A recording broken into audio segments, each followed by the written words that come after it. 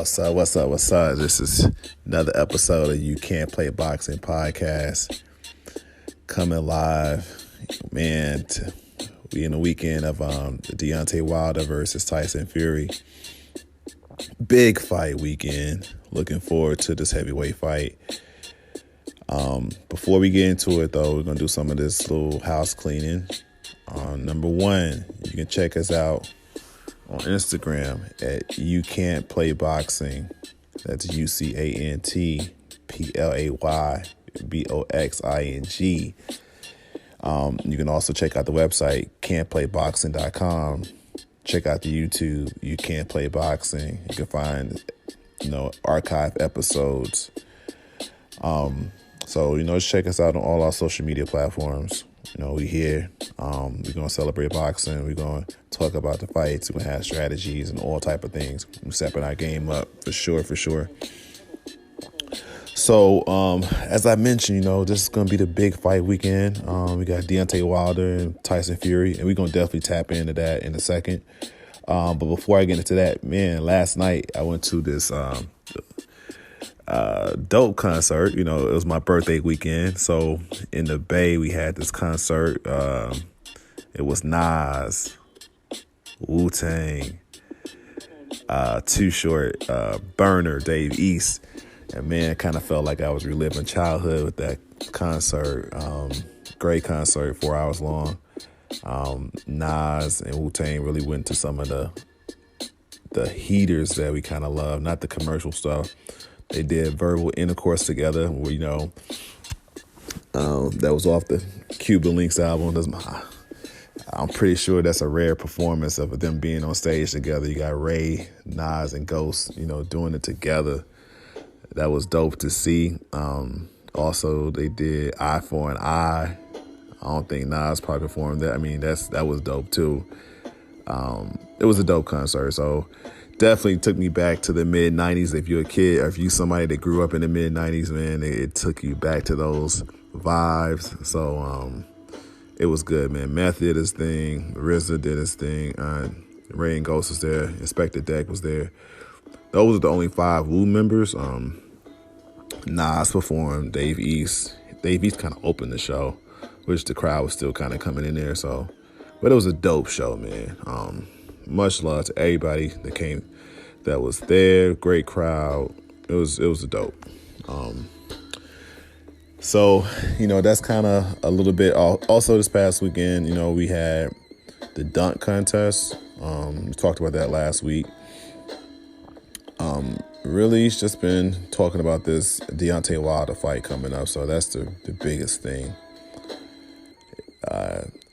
So, we're going to dive into it. But before we dive into it, we're going to take a quick break. We'll come back with analysis. I'll talk about my prediction. And it's going to be kind of a quicker show, but we're going to tap into it. So stay tuned.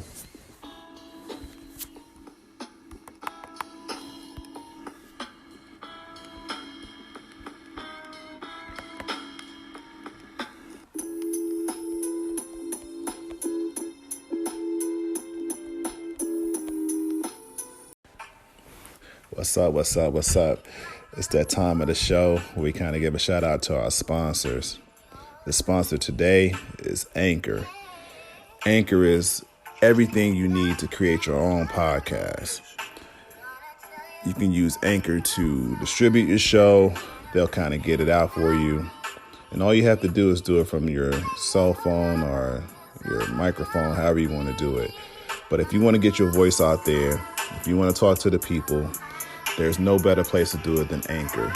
So download the app, Anchor, or go to their website, anchor.com.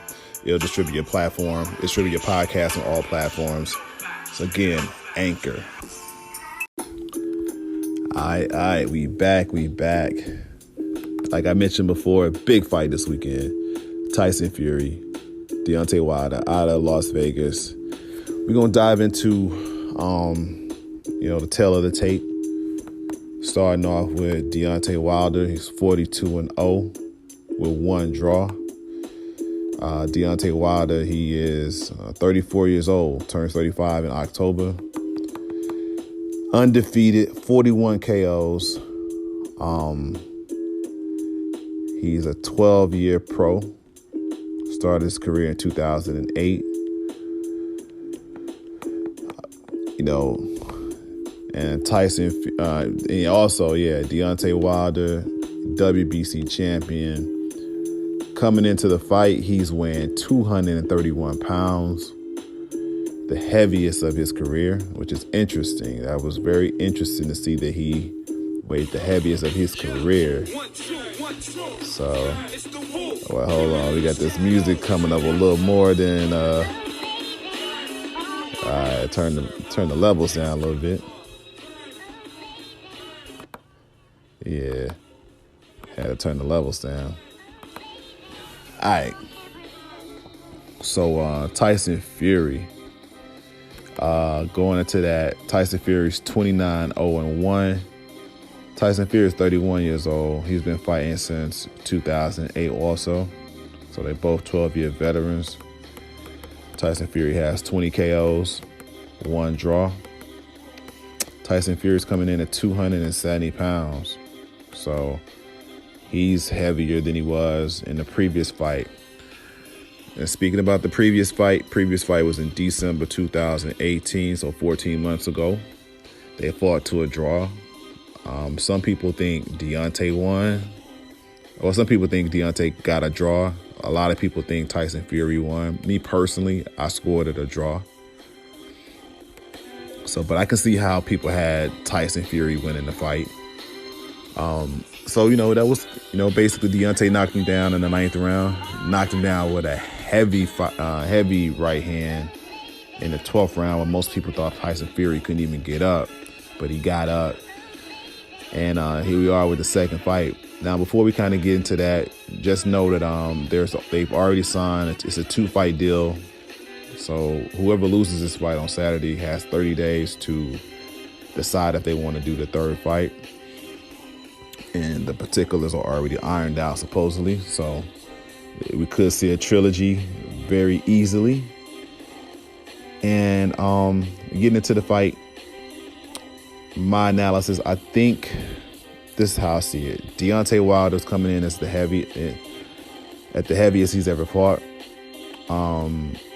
It leads me to believe that he's going for power, and also he wants to counter if Fury is coming in thinking he's going to muscle him around as far as weigh in on him, which is a good strategy.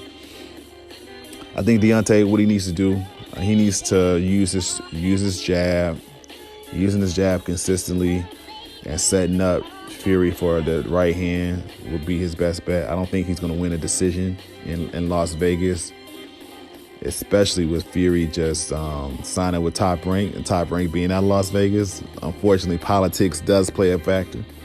And I can't fault Fury because, Fury might be like, hey, I could have won in Los Angeles 14 months ago if I had the right team behind me. Because your team matters in boxing, and, unfortunately. But I think Deontay, his best bet is to, do some jabs, counter, and then set him up for his right hand. I don't think Deontay got a Uzi, so you can't fight fire with fire when you're going against him. And so that's Deontay's best bet. When it comes to Tyson Fury, I think he needs to use his jab, use his movement, use his body to kind of drape himself over Deontay, wear him down. And his movement is going to be key because you don't want to get hit by that Uzi that Deontay Wilder got. I think as long as Tyson Fury keeps it at a really slow pace, kind of like what he did with Klitschko when they fought. Use his movement, drape himself over, make it an ugly fight, make Deontay frustrated. I think Tyson Fury can definitely get a decision against Deontay Wilder. And I think, we can definitely see a third fight. So my prediction is, I predict Tyson Fury to win by decision. I can definitely be wrong. But if I had to bet, if I must predict, I'm predicting Tyson Fury to win by decision. But when you got Deontay Wilder and his power, he's never out of the fight. He can definitely prove me wrong. I would not be surprised if he proved me wrong. I'm expecting a good fight unless Tyson Fury decides to stink it out. But Deontay Wilder got heart. He's a dog, and Tyson Fury's a dog. So if it comes down, they have to each bite down. We can definitely expect a good fight. So, what we're going to do, that's my predictions, a short show today. But, we're going to tap in as for the recap episode after the fight. In the meantime, in between time, for sure, check me out on Instagram at You Can't Play Boxing. That's UCANTPLAYBOXING on Instagram. And also can'tplayboxing.com on our website. And also You Can't Play Boxing on YouTube. So check me out in a couple of days for the recap show. Until next time, peace.